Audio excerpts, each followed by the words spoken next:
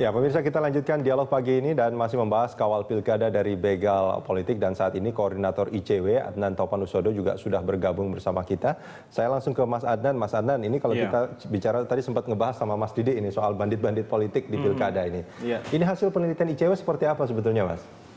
Iya, sebenarnya saya pengen mengomentari satu hal dulu ya, menyangkut soal penggunaan istilah bandit politik. Saya kira ini sesuatu yang baru dan menyegarkan ya. Dalam kita arti menggunakannya begal politik nih. Iya, begal politik, bandit politik itu sesuatu yang memang harus kita terus-menerus kampanyekan, karena selama ini koruptor kita anggap sebagai sesuatu yang lebih tinggi hierarkinya, derajatnya daripada para pelaku kejahatan lainnya begitu. Nah, dengan menggunakan istilah begal politik, bandit politik itu coba merendahkan status kejahatan ini. Iya, kalau koruptor tuh biasanya kalau disorot kamera itu dia tersenyum. Betul, dan dada kan?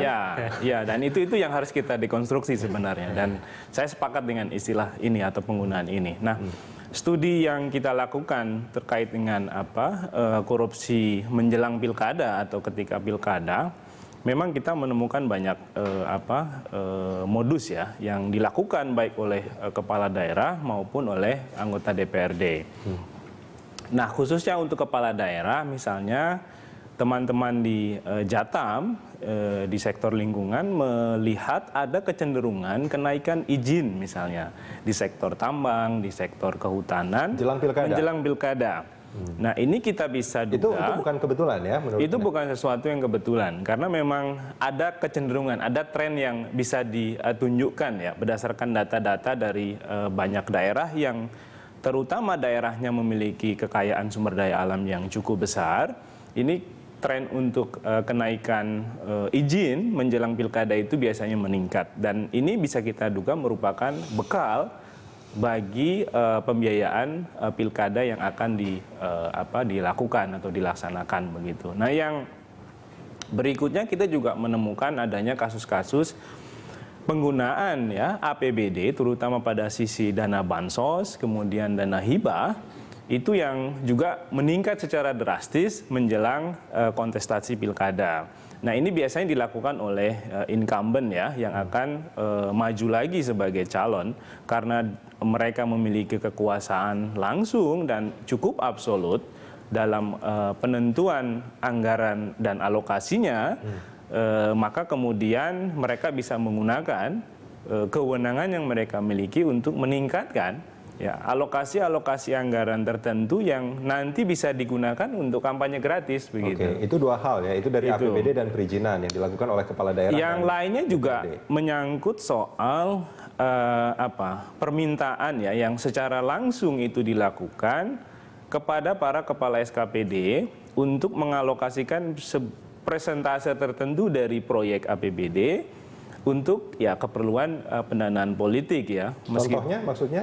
Ya, misalnya di satu dinas itu ada proyek-proyek tertentu yang akan dieksekusi oleh SKPD, itu biasanya alokasi anggarannya sudah dipotong dalam jumlah atau persentase tertentu. Oh, ada pemotongan itu ada anggaran, pemotongan anggaran yang lazim dilakukan. Akan tetapi mungkin konteksnya bukan hanya pada persiapan pilkada, akan tetapi memang ini sesuatu yang rutin terjadi di banyak pemerintah daerah. Ini dilakukan oleh petahana atau DPRD ya, dengan menggunakan untuk mengumpulkan modal dan mengeluarkan izin, terutama oleh kepala daerah ya.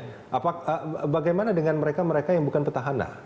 Nah, memang ini yang membuat ya asimetri kompetisi dari pilkada, karena bagi yang tidak petahana atau bukan incumbent dan dia tidak memiliki akses langsung terhadap sumber daya ekonomi di daerah misalnya, ya mereka pada akhirnya harus mengandalkan sumber-sumber ekonomi yang mereka kumpulkan sendiri begitu. Nah, oleh karena itu biasanya kan latar belakang dari para calon kepala daerah yang ingin maju dalam pilkada itu kalau tidak pengusaha atau pengacara atau profesi-profesi lain yang memang secara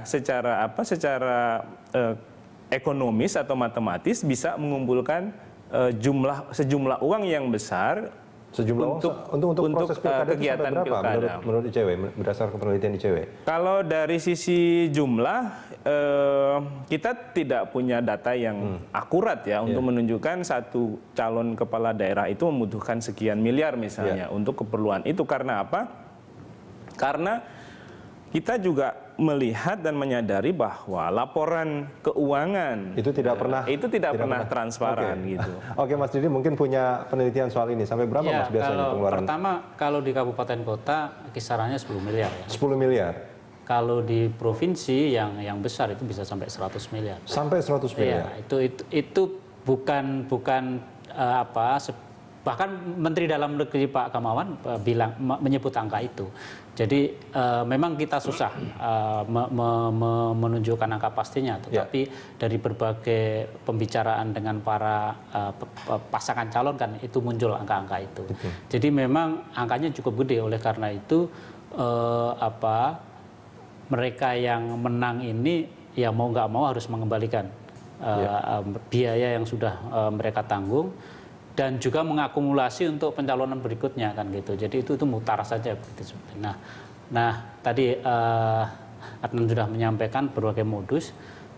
Nah yang jadi masalah adalah kalau incumbent-nya itu performanya bagus, pemerintahan bagus, dia bisa kepilih lagi. Tetapi kenyataannya sekitar 50% incumbent itu nggak jadi. Itu artinya orang yang punya uang, punya popularitas, karena kan incumbent biasanya populer juga kan, bahkan punya aparat birokrasi, tapi kalau performanya nggak bagus, dia juga kalah. Ini menunjukkan sebetulnya pemilih kita itu cukup cerdas. Dan kalau orang bilang pemilih bisa dikasih uang, ya bisa aja dikasih uang, tetapi belum tentu. Oke, memilih. Mas Didi dan Mas Adnan, kita jeda sebentar, kita akan sambung ini di segmen berikut.